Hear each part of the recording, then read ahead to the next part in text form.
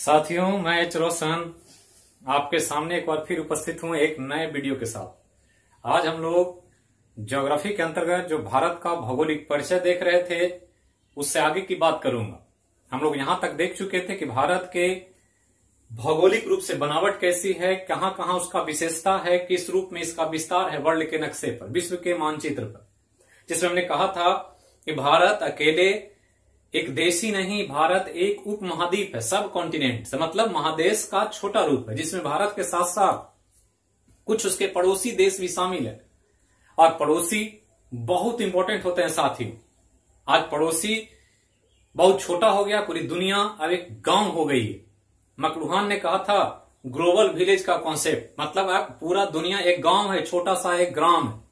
और जब ग्राम हो या कोई मोहल्ला हो, कोई शहर हो, जहां आप निवास करते हैं उसके आसपास के माहौल, आसपास के रहने वाले निवासी उस मोहल्ले के स्वरूप को डिसाइड करते हैं। और किसी भी देश के भौगोलिक सीमा की जब बात आती है तो उनके पड़ोसियों पर बहुत ही महत्वपूर्ण दारोमदार होता है उसके डेवलपमेंट का, उसके भौगोलिक, सांस्कृतिक, सामाजिक ढांचे का, जो भी चीजें होती है उन सब पर पड़ोसियों का प्रभाव होता है। और इसीलिए आपको पता होगा हमारे पूर्व प्रधानमंत्री जो बहुत ही काबिल, बहुत ही विद्वान एक व्यक्ति अटल बिहारी वाजपेयी जी ने कहा था कि हम किसी भी सूरत में जरूरत पड़ने पर दोस्त बदल सकते हैं लेकिन पड़ोसी नहीं बदल सकते हैं। पड़ोसी का एक अलग महत्व होता है और इसीलिए पड़ोसी के बारे में आज हम लोग देखेंगे कि भारत जो एक देश है वर्ल्ड के नक्शे पर, इसके आसपास कौन कौन से नेबर कंट्री हैं, पड़ोसी देश कौन कौन से हैं और उनका कैसे भारत के राज्यों के साथ संपर्क है। और बहुत इंपॉर्टेंट एग्जाम के लिए, क्योंकि बार बार यहां से सवाल पूछा जा रहा, आजकल जितने भी एग्जाम हो रहे हैं वो यूपीएससी से लेकर एसएससी, सीजीएल, रेलवे, बिहार के एग्जाम्स की बात करें, दरोगा हो, सचिवालय सहायक हो, सबसे एग्जाम में पूछा जाता है, जिसके कुछ महत्वपूर्ण फीचर्स जो हम लोग को याद रखना होता है, जैसे पड़ोसी देश की राजधानी, उसके बनावट की भारत के साथ संपर्क, उसके संसद का नाम, वहां के राष्ट्रीय खेल का नाम, वहां कोई भौगोलिक विशेषता है तो वो इंपॉर्टेंट विशेषता, ये सब आपको ध्यान रखना। तो चलते हम लोग एक एक करके कुछ पड़ोसी देशों की चर्चा करेंगे, जिसमें कुल मिलाकर मैं 8 कंट्री के बारे में बताऊंगा। 8 देश जो भारत से या तो डायरेक्टली सटे हुए हैं या भारत के पास में है, ज्यादा दूरी पर नहीं, और वो हमारे सभी चीजों को प्रभावित करते हैं। तो भारत के पड़ोसी देशों की चर्चा की शुरुआत करते हैं साथियों। बहुत ध्यान से देखें, बोर्ड पर मैं जो लिखूं उसको चाहे तो आप नोट कर सकते हैं आगे के लिए, चूंकि मैं एक देश को पढ़ने के बाद दूसरा देश करूंगा तो हो सकता है मैं उसे मिटाऊं या मिटाने की जरूरत पड़े तो उसको मैं इरेज करूं, इसलिए आप उसको नोट्स भी करते चलें। तो चलते हैं, पहला एक बहुत छोटा सा देश की मैं चर्चा करने जा रहा हूं, नाम है भूटान। तो भूटान की बात करेंगे, बहुत इंपॉर्टेंट देश है पड़ोसी देश के रूप में, जिससे अक्सर सवाल पूछा जाता।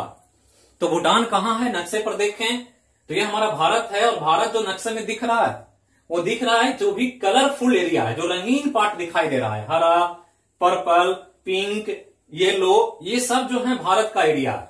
उसके अलावा जितने भी बाहर बाहर व्हाइट व्हाइट है या बीच में भी व्हाइट है, वो सब दूसरे देश हैं जो पड़ोसी देश के रूप में। अब यहां पर देखें तो ये हमारा पूर्वोत्तर भारत है, इसको नॉर्थ ईस्ट इंडिया कहते हैं, पूरब में है और उत्तर में है, इसलिए इसको पूर्वोत्तर भारत कहते हैं। 7 स्टेट हैं, 7 सिस्टर के नाम से जाना जाता है। अब यहां पर ध्यान रखना है कि इन्हीं पूर्वोत्तर भारत के बीच में एक छोटा सा देश है घुसा हुआ, भूटान। तो भूटान यहां पर है व्हाइट कलर में, इसके 3 तरफ से ऐसे भारत घिरे हुए, इधर से शुरू होता है, इधर से मतलब पूरब से, दक्षिण से और पश्चिम से। उत्तर वाला पार्ट ये चीन का एरिया है, तो उत्तर में चीन से घिरा हुआ है और 3 पार्ट भारत से घिरा हुआ है। और चीन और भारत के बीच में होने की वजह से भूटान को एक इंपॉर्टेंट उपमा दिया जाता है, जिसको हम लोग बफर स्टेट कहते हैं। तो ध्यान रखना है, बफर स्टेट बार बार पूछेगा एग्जाम। स्टेट राज्य को कहते हैं, लेकिन यहां पर देश के लिए अवधारणा स्टेट लिया गया। और बफर स्टेट वैसे देशों को कहते हैं जहां पर एक कमजोर देश 2 शक्तिशाली देश के बीच में हो। तो एक कमजोर देश जो भूटान है, एक बिग कंट्री है, इसका अपना कोई ज्यादा आर्थिक, सामरिक या राजनीतिक कोई प्रभाव वर्ल्ड लेवल पर ज्यादा नहीं है, जैसे वर्ल्ड लेवल पर प्रभावशाली देश हैं उसे, उस तरह से देखें तो चीन एक बड़ा कंट्री है, इधर भारत है और बीच में है, इसलिए इसको बफर स्टेट कहें। इसी जैसा यहाँ नेपाल भी है, ये है। आगे चलेंगे तो एशिया में मंगोलिया भी एक वेपर स्टेट है। अब यहां पर भूटान की बात करें तो भूटान का सबसे पहले तो ध्यान रखना है राजधानी की बात। और राजधानी भूटान का एक इंपॉर्टेंट शहर है जिसका नाम थिम्पू है। तो थिम्पू को याद रखना है। और यह भी याद रखना है कि भूटान का जो थिम्पू है वो भूटान का सबसे बड़ा शहर भी है। तो ये ध्यान रखना है, सबसे बड़ा शहर अक्सर पूछ देता है। हर कंट्री का एक इंपॉर्टेंट टाउन होता है, जैसे भारत में मुंबई है, दिल्ली है, कलकत्ता है, चेन्नई है, इवन कि पटना भी अब एक मेट्रोपॉलिटन सिटी में कन्वर्ट होने जा रहा। तो ऐसे ऐसे जो बड़े बड़े शहर होते हैं उनके बारे में अक्सर पूछा जाएगा। तो थिम्पू राजधानी भी है और भूटान का सबसे बड़ा शहर भी है। अब यहां पर ध्यान रखना है कि भूटान का अपना संसद है, क्योंकि हर देश का एक पार्लियामेंट होता है जहां पर वहां से संबंधित नियम कानून विधेयक बनाए जाते हैं। और इस रूप में भूटान का एक संसद है और संसद का नाम तोसोंगडू है। तो ये ध्यान रखना है, तोसोंगडू एक इंपॉर्टेंट लोकेशन है जिसको हम नाम से जानते हैं, और चूंकि ये बर्मी भाषा में है इसलिए थोड़ा सा यहां ध्यान रखना है। तो भूटान के संसद को तोसोंगडू कहते हैं, जबकि भूटान की अपनी एक करेंसी है, मुद्रा, और मुद्रा के रूप में एक इंपॉर्टेंट मुद्रा है जिसको डुलथ्रुम कहा जाता है। तो ये भी ध्यान रखना है, भूटान की मुद्रा को, भूटान के संसद को, भूटान की राजधानी को। अब यहां से आगे चलें तो भूटान की एक बड़ी नदी है, और नदी बहुत इंपॉर्टेंट होता है। तो भूटान की सबसे बड़ी नदी का नाम अगर पूछ दे तो नाम थोड़ा सा अलग है, लेकिन याद रखना आपको, नाम है ग्रेंज मांचू। तो ग्रेंज मांचू को ध्यान रखेंगे, जो भूटान की सबसे बड़ी नदी के रूप में देखा जाता है। अब यहां ध्यान रखना है कि भूटान का एक अपना इंपॉर्टेंट डे है स्वतंत्रता दिवस के रूप में, और स्वतंत्रता दिवस भूटान भी भारत के जैसे अगस्त के महीने में ही मनाता है। और ये भूटान जो भारत के रूप में मनाता है तो अगस्त में ही, लेकिन हम यहाँ 15 अगस्त को मनाते हैं और ये यहाँ पर 8 अगस्त को सेलिब्रेट करता है। तो ये ध्यान रखना है, क्योंकि पड़ोसी कंट्री है और बहुत इंपॉर्टेंट कंट्री है भारत के लिए, क्योंकि चीन है बगल में। तो यहां से हमारे लिए संपर्क बना करके रखना, अच्छे रिलेशंस रखना बहुत जरूरी होता है किसी भी देश के लिए अपने पड़ोसी देशों से। अब यहां से आगे चलें तो यहां पर एक खेल है जो भूटान का राष्ट्रीय खेल है, और एक पूछा गया अभी सीजीएल एग्जाम में कि भूटान का राष्ट्रीय खेल क्या है। तो याद रखना है, भूटान का राष्ट्रीय खेल तीरंदाजी है। तो तीरंदाजी यहां का इंपॉर्टेंट प्ले है जो लोग यहां खेलते हैं। इसके अलावा यहां पर एक राजकीय पशु है जिसको राष्ट्रीय पशु भी कह सकते हैं, और राष्ट्रीय पशु जिसका नाम ताकीन है। तो ये ध्यान रखना है, राजकीय पशु को ताकीन के रूप में याद रखना। तो ये 5-6 महत्वपूर्ण पॉइंट है। अब यहां से आगे चलें तो यहां पर एक इंपॉर्टेंट लोकेशन है जो भूटान की ऊंची चोटी के रूप में देखा जाता है, और ऊंची चोटी के रूप में बहुत इंपॉर्टेंट हर देश का, अगर कोई ऊंची चोटी है, कोई हाईएस्ट पीक है तो उसको आपको ध्यान रखना। और ऊंची चोटी के नाम याद रखेंगे भूटान के लिए, नाम है गेखर खुनसू। तो ये ध्यान रखेंगे गेखर खुनसू को, और गेखर खुनसू भूटान का सबसे ऊंची चोटी का नाम।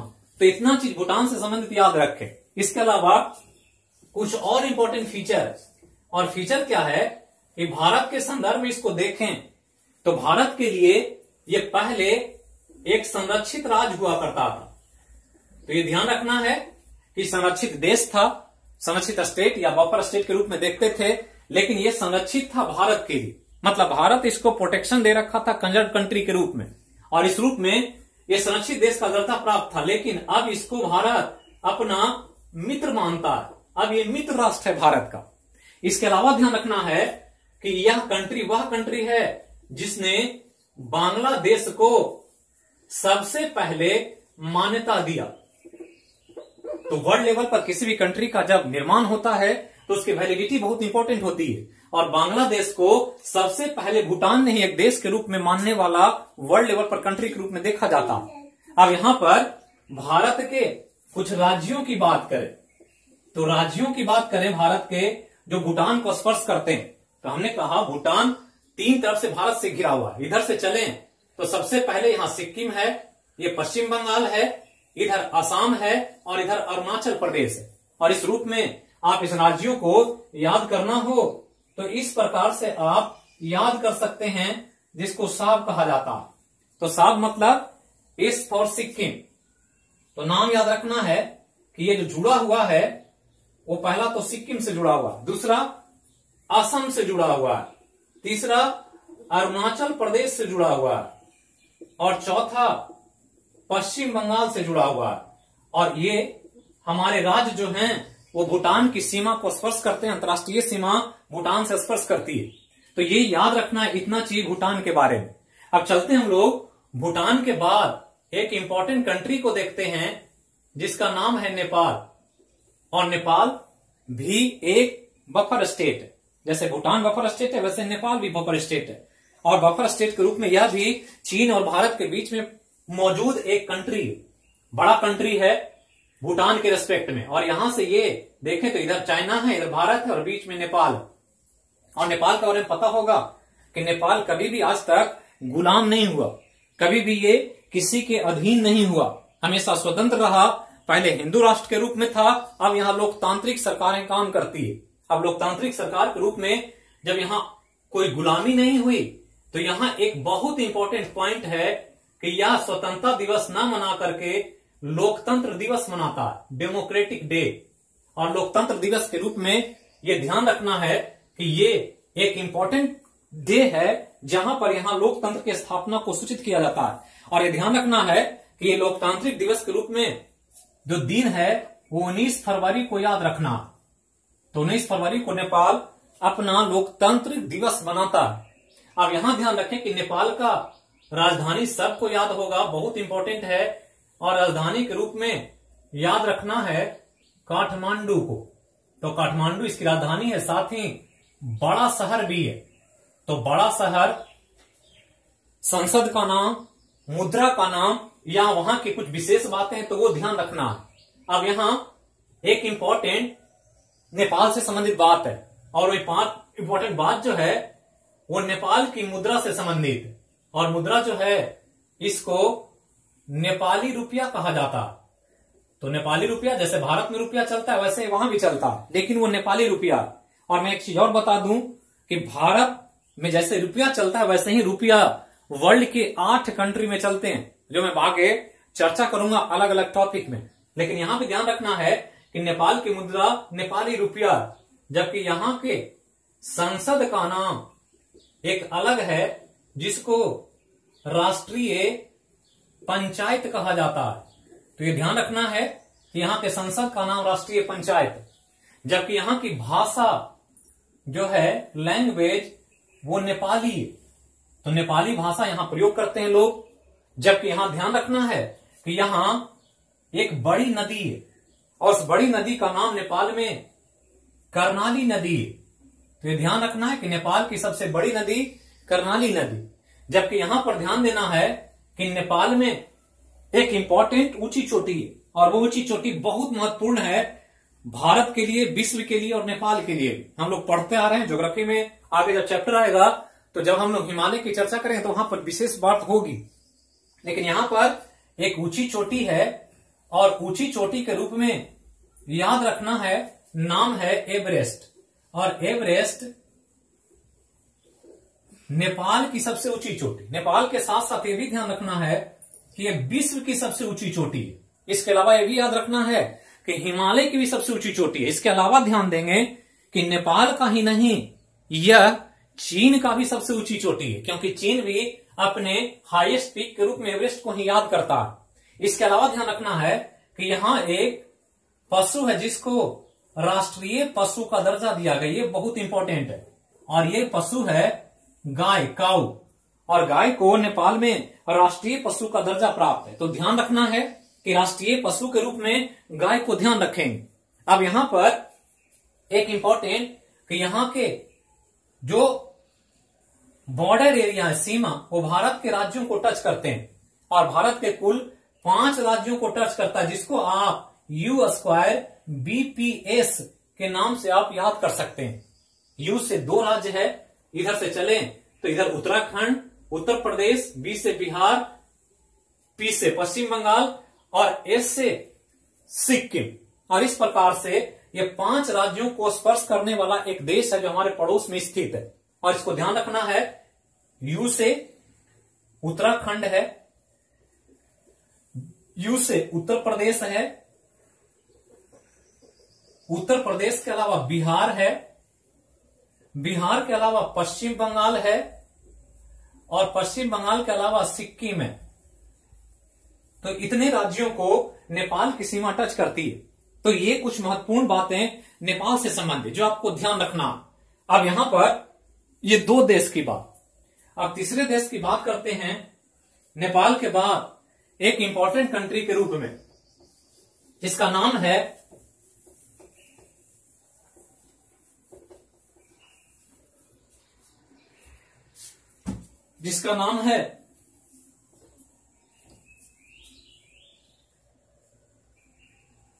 पाकिस्तान। एक इंपॉर्टेंट कंट्री भारत के लिए। अब यहां ध्यान देना है कि अब हम लोग एक अपने बहुत इंपॉर्टेंट पड़ोसी देश की बात करने जा रहे हैं। नाम है पाकिस्तान, जो आजकल बहुत चर्चा में है और बहुत ही इंपॉर्टेंट कुछ पॉइंट्स है पाकिस्तान से संबंधित जो हम लोग को याद रखना होता है, ताकि हम लोग इसको याद कर सकें और यहां से कुछ भी सवाल जो मोटा पूछा जाए इंपॉर्टेंटली वो आपको बताने में कोई दिक्कत ना हो। अब पाकिस्तान ध्यान रखना है कि पहले भारत का ही हिस्सा था। आजादी जब भारत को मिली तो उसी के समय पाकिस्तान को भी आजादी मिली, और दोनों पहले एक देश था, एक भौगोलिक सीमा में। लेकिन अब ये अलग है और ये 14 अगस्त को हमारी तरह स्वतंत्रता दिवस मनाता। तो 14 अगस्त 1947 और 15 अगस्त 1947 को पाकिस्तान का और भारत का बंटवारा हुआ, और दोनों एक के बाद दूसरे दिन इंडिपेंडेंस डे के रूप में मनाते हैं। अब पाकिस्तान को देखें तो पाकिस्तान यहां है। अब पाकिस्तान ये पूरा इधर जो व्हाइट वाला एरिया है सब पाकिस्तान है, और पाकिस्तान का मेन सेंटर जो इसकी राजधानी है, वो राजधानी जिसका नाम इस्लामाबाद है। तो ध्यान रखना है, पाकिस्तान की राजधानी इस्लामाबाद, जबकि सबसे बड़ा शहर जो है पाकिस्तान का वो कराची है। तो ये ध्यान रखना है, कराची सबसे लार्जेस्ट सिटी है, जबकि राजधानी इस्लामाबाद है। अब यहां ध्यान रखना है, पाकिस्तान का भी अपना संसद है, और संसद के रूप में यहां पर जो संसद है उसका नाम नेशनल असेंबली है। तो पाकिस्तानी के संसद का नाम नेशनल असेंबली है, ये ध्यान रखना। जबकि पाकिस्तान में अपनी एक भाषा, और यहां पर 2 भाषा को राष्ट्रीय भाषा के रूप में मान्यता दिया गया। एक भाषा जो उर्दू है, ये ध्यान रखना है, जबकि दूसरा भाषा अंग्रेजी है। तो ये ध्यान रखना है, उर्दू यहां की भाषा है, और उर्दू के साथ साथ अंग्रेजी को भी एक वैलिड मान्यता प्राप्त लैंग्वेज के रूप में इस्तेमाल किया जाता है। जबकि यहां की मुद्रा जो है, ये मुद्रा पाकिस्तानी रुपया है। तो ये ध्यान रखना है, जैसे नेपाल में नेपाली रुपया है, वैसे ही पाकिस्तान में पाकिस्तानी रुपया। अब यहां पर भी एक नदी है बहुत इंपॉर्टेंट, और ये नदी जो है वो सिंधु नदी। तो सिंधु नदी पाकिस्तान की सबसे बड़ी नदी के रूप में देखी जाती। पहले भारत में ही थी, और आज भी भारत में सिंधु का प्रवाह क्षेत्र है। और इवन आपको पता होना चाहिए, जब हम लोग नदी पढ़ेंगे तो एक चीज पता होना चाहिए कि सिंधु गंगा से भी बड़ी नदी है।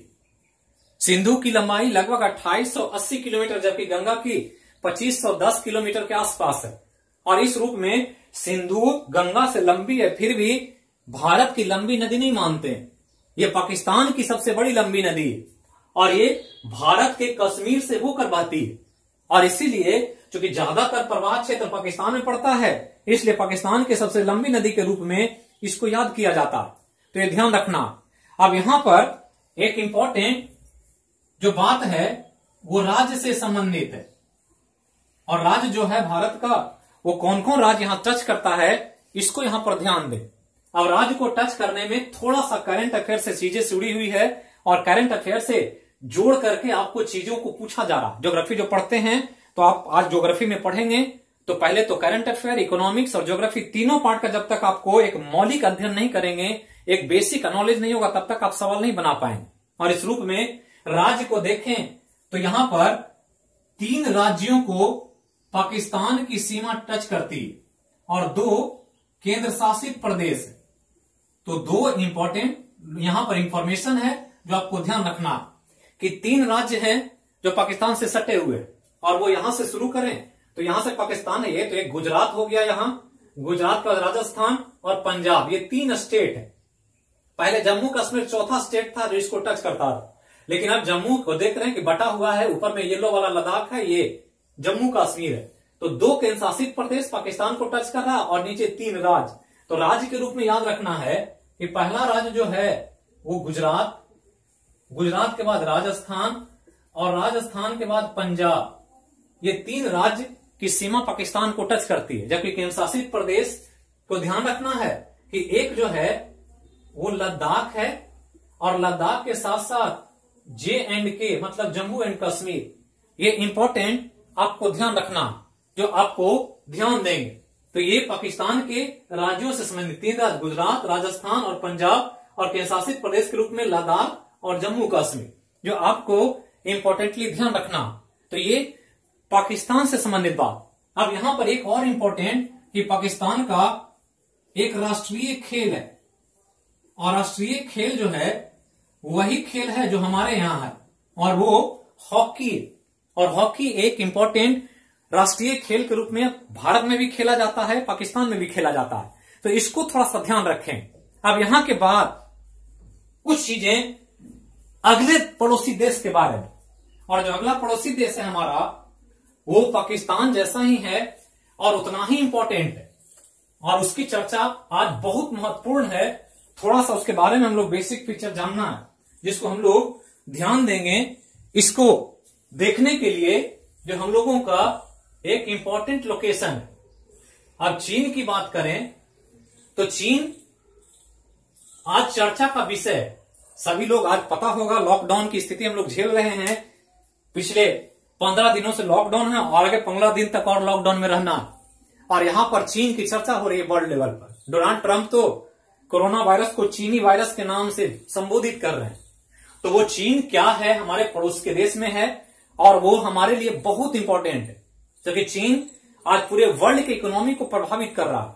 और इस रूप में चीन के कुछ भौगोलिक बनावट पर नजर डालना है। आगे हम लोग जब अलग अलग टॉपिक में देखेंगे तो वहां पर अलग अलग विषय वस्तु में इसकी चर्चा होगी। और जब चीन की बात करें तो चीन जो है उसकी राजधानी की बात किया जाए तो चीन की राजधानी जो है वो बीजिंग है। ये ध्यान रखना, चीन की राजधानी बीजिंग है। और आपको पता होगा कि बीजिंग में एक भी कोरोना के मामले नहीं मिले, जबकि चीन का जो संघाई और बीजिंग जो 2 शहर है वो सबसे मेजर सिटी है। तो चीन राजधानी का बीजिंग चीन का, और जबकि बड़ा नगर की अगर बात करें तो बड़ा नगर के रूप में चीन का सबसे बड़ा नगर संघाई है। तो ये ध्यान रखना। तो दोनों पूछेगा आपसे एग्जाम।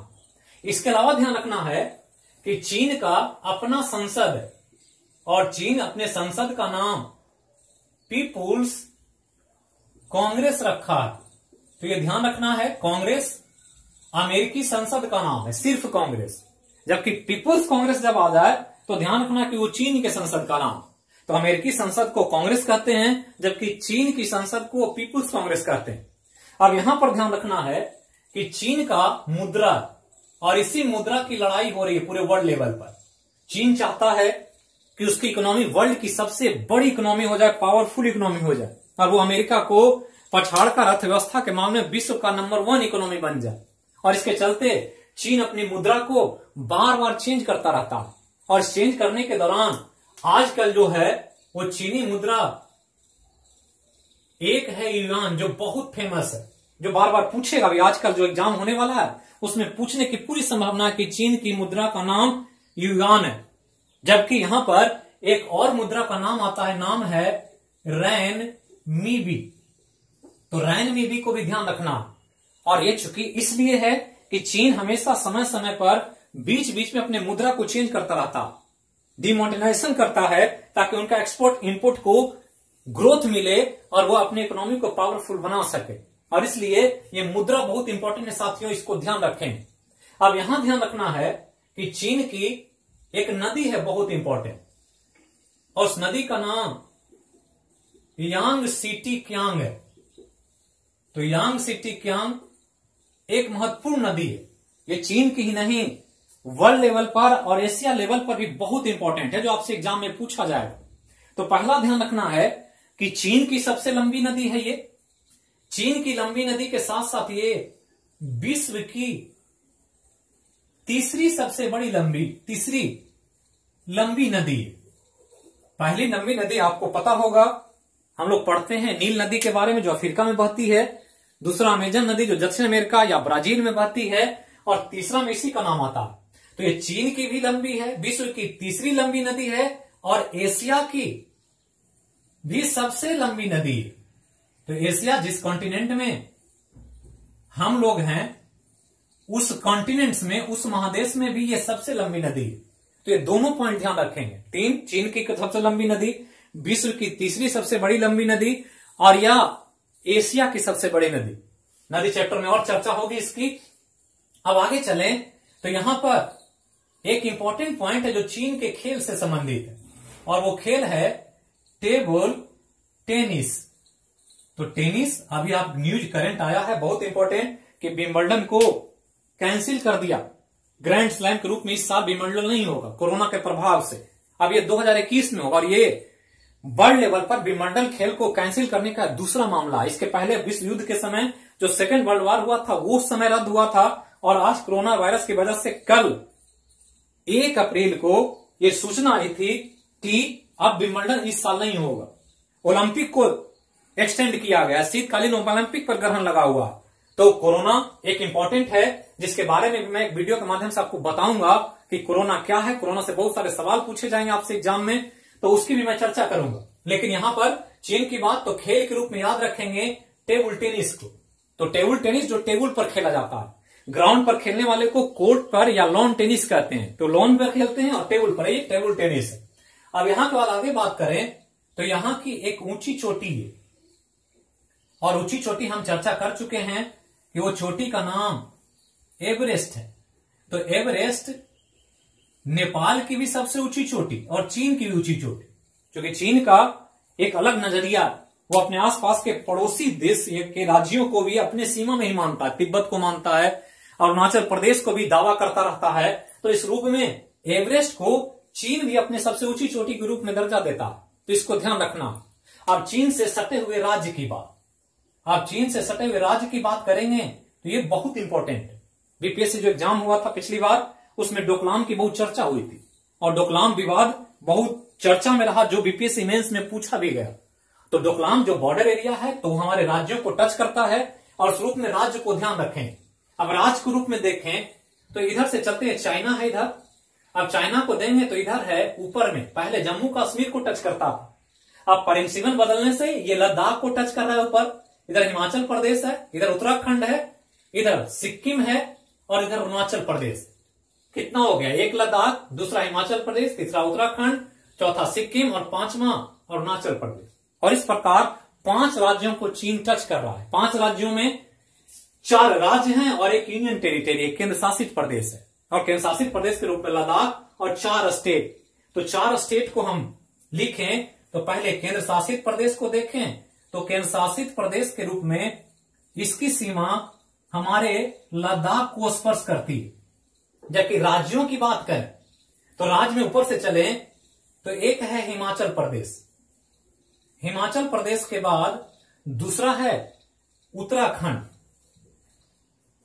उत्तराखंड के बाद तीसरा है, इधर आ जाते हैं तो इधर उत्तराखंड के बाद सिक्किम, और सिक्किम के बाद अरुणाचल प्रदेश। तो इस प्रकार से ये बहुत महत्वपूर्ण जो राज्य हैं जो चीन की सीमा को स्पर्श करते हैं। तो साथियों, ये चीन से संबंधित बात, चीन से इंपॉर्टेंट जो भी बातें हैं, जो भी फीचर है, वो ध्यान रखना। और एक चीज ध्यान रखना साथियों कि जो भी आपको बताया जाए उसको आप मैप से जरूर जोड़ कर देखें। बिना मैप को देखे आपको याद नहीं होगा, मैप पर जरूर देख कर देखें कि कहां पर किसका लोकेशन। तो ये 4 राज्यों को अभी ध्यान रखें। अगला वीडियो में मैं 4 और राज्यों की बात करूंगा। तो ये कुछ गैप के बाद कुछ लंबे अंतराल के बाद आया गया, कुछ बहुत सारी समस्याएं आ गई बीच में, कुछ घर में भी ट्रेजेडी हो गई, देख रहे हैं सर पर बाल नहीं है, कोचिंग संस्थान बंद है, लॉकडाउन लगा हुआ है, बहुत सारे सिस्टम कोलैप्स कर गए। लेकिन फिर से मैं इसको शुरू किया हूं, तो ये पहला छोटा वीडियो है, लेकिन आगे से मैं इसको आगे कंटिन्यू करूंगा और 4 और पड़ोसी देशों के बारे में बताऊंगा। जो पहली बार देख रहे हैं वो वीडियो को जरूर सब्सक्राइब करें, बेल बटन को दबाएं, ज्यादा से ज्यादा लोगों को शेयर करें। थैंक यू, फिर मिलूंगा अगले वीडियो में।